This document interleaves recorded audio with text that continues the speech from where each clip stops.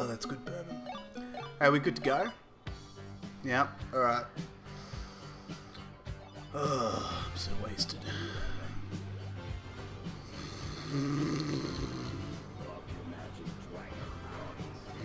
Alright, take number 2. Welcome to Carter's Retro Reviews. We're going to be reviewing Capcom. We're reviewing Capcom, apparently. Fuck me. Take 3, I guess, if that's what we're doing. Capcom Generations number 3. All good things come in threes, like this intro. Quick, cut to the review before I fuck this up.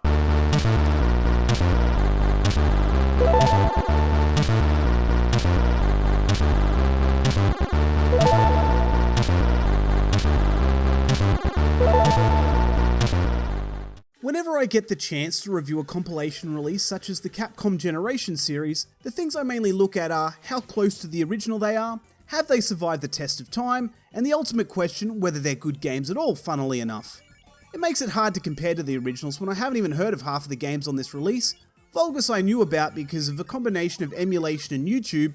Sun I knew about because a million years ago, dinosaurs roamed the Earth, and before this becomes a Nat Geo documentary without the facts, also known as a Nat Geo documentary post-mid-2015 for anyone who reads the internet, consoles of the day were not like today.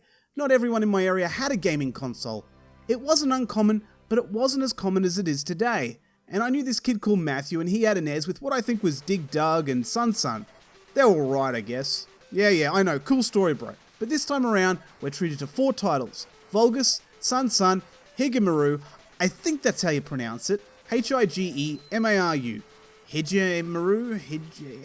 Higemaru, that's what I'm going to pronounce it, and X's, as opposed to the 3 you get on the other 4 Capcom Generation compilations, which makes this release a little bit special, except that it's not. It's just really making up for lost ground. I understand these games were released while fun was in its infancy, but I'm sure these games were a big deal in 1984 and 1985. This compilation was released in 1998 for both the Sega Saturn and PlayStation.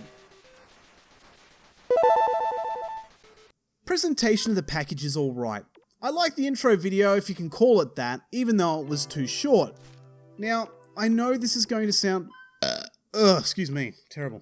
Now, I know this is going to sound contradictory, but it couldn't have been longer without boring me to death, or see it go anywhere else. The options were uniform to the point where even the background colour was the same.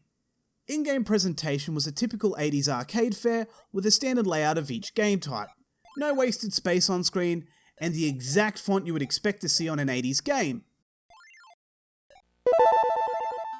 The graphics on all 4 titles were crisp like a cider on a hot summer's day, clear like water, and bright...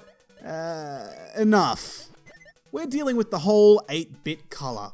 All 8-bit.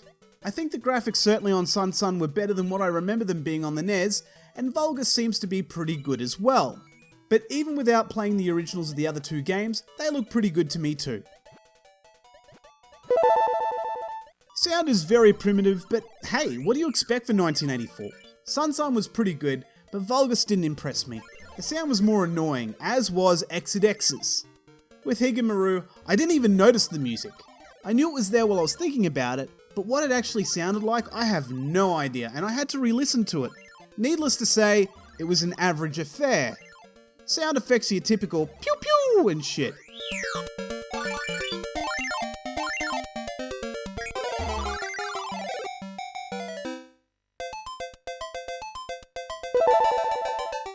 When it comes to gameplay, each of the games have their own distinctions, so I'll break it down per game.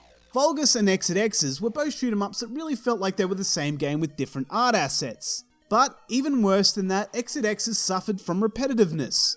The levels were all the same, with more enemies which took a bit more to kill. On top of that, it had one small issue with controls, which had nothing to do with the port, but it felt like it was a part of the original game, and that was moving around was too slow while shooting. You had to stop shooting to move around effectively. I mean, people could see this as something pretty standard, as I can think of other shooters like Dodonpachi doing the exact same thing, but there's a difference. In bullet hell shooters, you need the slowness to traverse the onslaught of bullets. In this game, the bullets weren't even flooding the screen. Sometimes I just needed to move a little faster while shooting whatever was in front of me. Vulgus had its own issue of poor pacing. The The game starts off as exciting for a shoot 'em up of the 80s could possibly be, but when you get into space, the enemies almost come to a stop, and then you head back to Earth and it's off again. I will say that at least with this game, the enemies were different when you came back to Earth. Controls were fine, like your mum. Higemaru was kind of like a pirate-themed Bomberman, but it's a little bit more fun than Bomberman at the time. It's not as good as future iterations of the Bomberman series, but for its time, you could do something in this game which Bomberman couldn't without bombs, and that was the ability to move the barrels around you. You don't have to hide while your bombs go off, you just pick up a barrel and throw it. But it's a two-pronged situation as the barrels will break and it leaves you open and vulnerable to attacks. You find special barrels with power-ups to help you along the way. I found it pretty damn fun. It was initially annoying when I tried to break a barrel, jump around a corner and just throw it at the same time, but that didn't work. You had to approach the corner and then throw the barrel, being two very distinct moves. But spending 5 minutes with the game showed that I just needed to be far more patient, and the payoff is huge. I was a little concerned when I started playing it that I needed a tutorial level, but I worked it out very quickly. The last game was Sunshine, which consists of 6 platforms you can move between. While I enjoyed this game a lot, I failed to see how it could be even remotely hard. But then it painfully reminded me how shit I am at games like this when I was dying from some really retarded shit. Controls were fine, and there wasn't anything negative I could really say. It was the best game of the 4, with Higemaru coming a close second, which is a shame because I really love shoot 'em ups, and without actually playing these games, I would have guessed that they were the games I would have enjoyed the most. The replayability is a 2-player in all of these games. For my group of friends, they would hate this collection, but if you have friends who love the old school, there's a fair bit to play. Would I recommend this collection? Yes and no. It's times like this that I'm very happy I don't give arbitrary numbers to reviews, and even have to be definitive in my recommendation because this one's kind of hard to quantify. On one side, I love shoot 'em ups, but the two here are both pretty humdrum. But the other two games, one I never even heard of, and the other was a surprisingly good port, were both excellent games. So if you saw Sun and Higemaru, and they look like something you'd be interested in, this release might be for you. They go for about $20 to $30 at the time of this writing, so the price seems to be fair considering how off-the-wall expensive Saturn titles usually are. If shoot 'em ups are more your style and you couldn't give a monkey shit about the other two games, take a miss.